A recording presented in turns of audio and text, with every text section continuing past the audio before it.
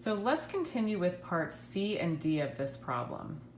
So if you were to graph this function on Desmos, and the function we found earlier was v equals 108x squared minus 4x3, and you could really zoom in and set the settings so that you could see the function, you would find that within the domain of numbers, there would be a maximum point.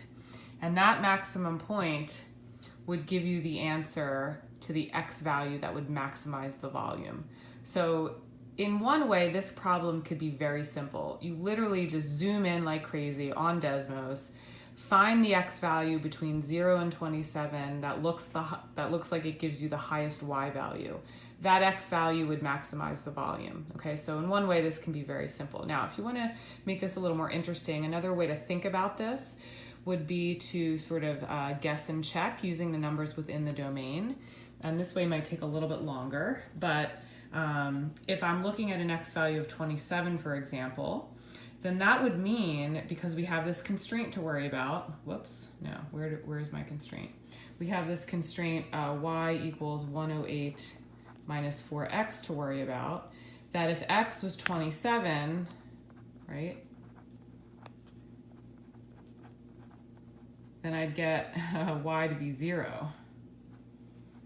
So because, 4 times 27 is 108, 108 minus 108 is 0. So if that were the case, my volume, which remember was x squared times y, well, if I substitute those numbers in for volume, I'm going to get 0 volume, okay?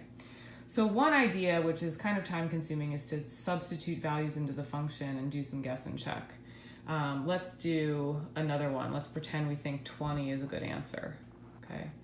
So if 20 is the x value, then what's our y value? Minus 4 times 20, okay? So this gives me what? This gives me y equals 108 minus 80, and this gives me that y is going to equal 28.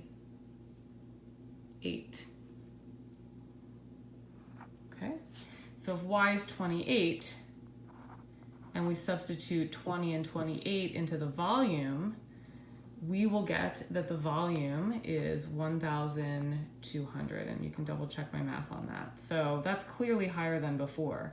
The question is, can we find something even higher? So what if we pick something in the middle? I don't know, let's say we pick 18, and I actually worked this out ahead of time, so I happen to know that that works. If I pick 18 and I substitute 18 into the function y equals 108 minus 4 times 18, if I work out the math, this is going to be a y value of 36. And if I substitute 18 and 36 into my volume formula, I will get 11,664. And again, I've worked this out ahead of time. So if you keep trying different x values in the domain, you'll see that this will end up being the highest one. So the x value that maximizes the dimensions would be 18, and 18 and 36 would give you the biggest box, if you will, okay? Now, I don't realistically expect you to do that, especially on a test. That would take forever, so don't stress about that, but I wanted to make sure you understood the concept behind how you could figure that out. Hope that helped.